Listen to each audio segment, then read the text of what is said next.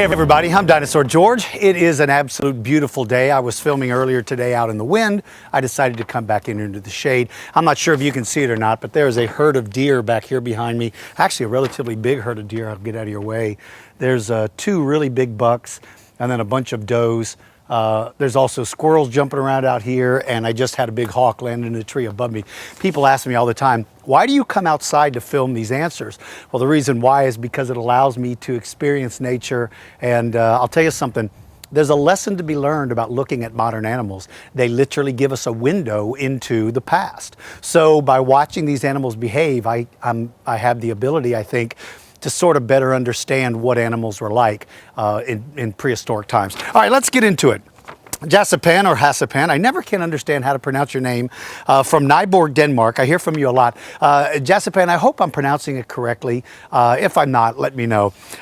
He wants to know, was Troodon feathered? Well, you know, that's a very good question. To my knowledge, we've never found any true feathered Troodon yet, meaning the actual animal Troodon has not been found with any evidence to prove that he has feathers. But we look at all these discoveries that have been taking place over the last 10, 15 years. There are so many new discoveries of small raptors, dromaeosaurs that had feathers, and I have no doubt that it was. I used to sort of hesitate when I'd say, I don't know if meat eaters had feathers. I've kind of switched gears now. I kind of believe that, yeah, they did. Maybe all predatory dinosaurs had feathers, and maybe some of the herbivores as well. But to my knowledge, there's no direct evidence, but by looking at the science and looking at other discoveries, I don't doubt at all that they were feathered. All right, Alrubai from Sydney, Australia, and I hope I'm pronouncing your name. For you guys, I'm terrible at pronunciation, so I am sorry if I'm messing these names up. Hi, DG.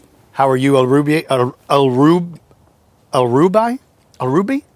Man, I wish I knew how to pronounce it. It's a cool name, whatever it is. Okay, first of all, I'd like to say that if you read this, then you will receive an Allosaurus as your pet. Well, thanks for the bribe. For those of you that are new to this, to my page, Allosaurus is my favorite dinosaur. I don't know if I want one for a pet, though, but thank you for the bribe. Apparently, it got your question chosen to be answered, so what do you think of that? So anyway, my question is, who do you think would win in a fight between a short-faced bear and a Terminator pig? I'm not sure of its real name. You're probably talking about Dinohyus. Oh yeah, and I hope you're doing fine. Thank you. I am doing fine, and thank you very much. That's very polite of you.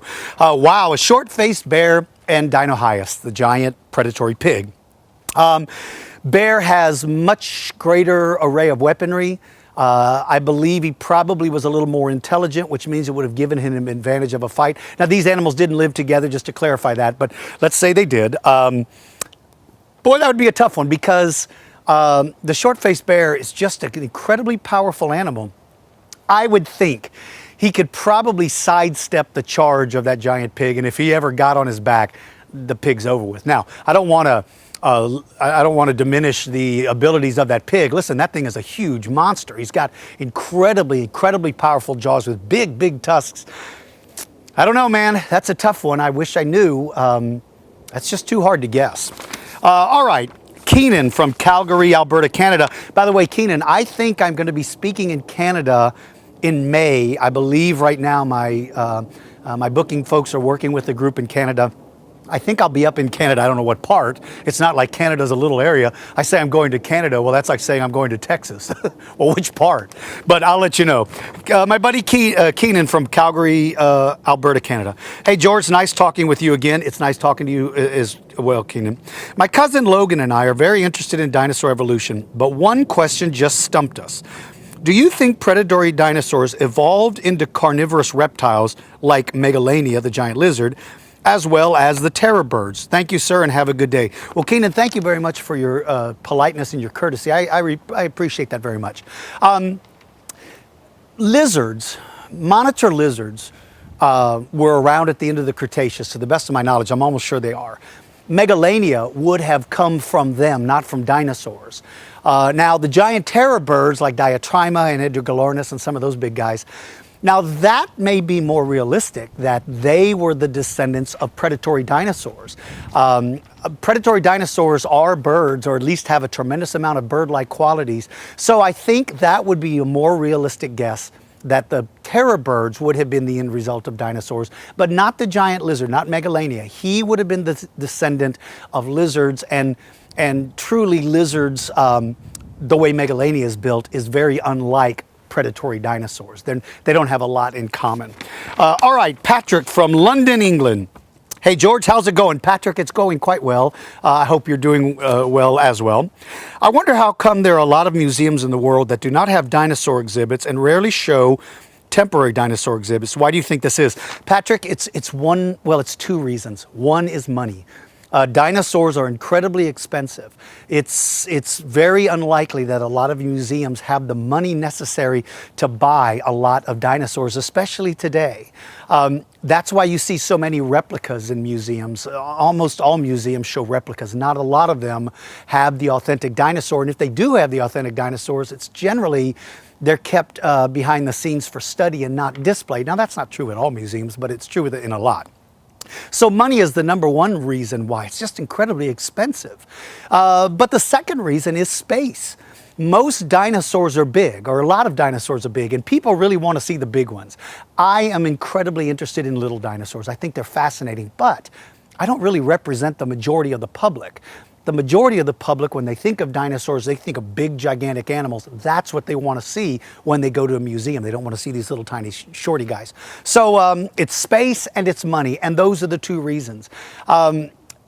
There are certainly traveling exhibits that can be designed for smaller spaces. So then I guess it's all about the money. I guess it's just raising enough money to be able to do it. But I will tell you this. In every museum or event that I've ever been associated with, every single one, without question, has been incredibly financially successful because people want to come see them. So if you've got a museum in your area that doesn't have an exhibit, ask them. Ask them if they'd consider bringing in a dinosaur exhibit. They might be surprised at how profitable that can be. All right, finally, Brennan from Houston, Texas. Did T-Rex have twins? Well, Brennan, that's an interesting question. Let me first say that there's no evidence so far that we know of that they did. But the egg-laying process takes a lot out of a female. Birds are the same way. It takes a lot of resources for them to create the egg, produce the egg, lay the egg, and then make sure that the baby hatches. They invest a lot into it. Predatory dinosaurs are more rare than herbivores, and that means that they probably didn't have as good of a success rate when it comes to growing up.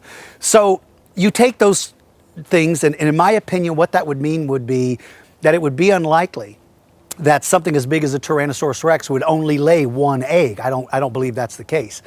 I believe that they probably laid 3, 4, maybe 5 or even 6 eggs. And because of that, then it's certainly possible that if 2 were born, then they could technically be twins because they were laid at the same time, born at the same time. So yes, I think it's very likely that that is the case. Unfortunately for Tyrannosaurus Rex, I don't think both of them would have had much of a chance of survival. That's just the way nature works. All right, you guys, if you've got a question, go to my website, dinosaurgeorge.com. While you're there, follow me on Facebook and follow me on Twitter. I send out neat information.